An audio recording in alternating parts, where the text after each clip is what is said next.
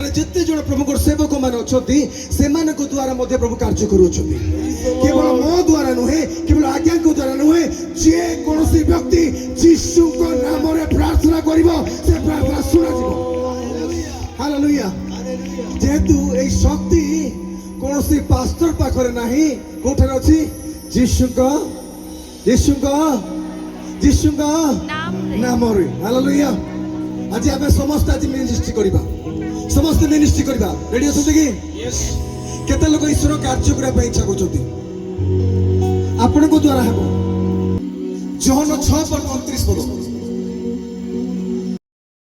ईश्वर जहां को प्रेरणा करि अछंती ईश्वर जहां को पठाई अछंती ताहांको ठारे विश्वास करबा ही ताहांको ठारे विश्वास करबा ईश्वरन को कार्य अटे हालेलुया हालेलुया केवल विश्वास कर कोन अब लेखा अच्छी जदि विश्वास करिब कौन देखिब महिमा कौन देखिब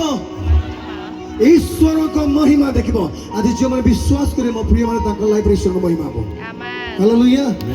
हमें हाथ उठा प्रार्थना करिबा थैंक यू।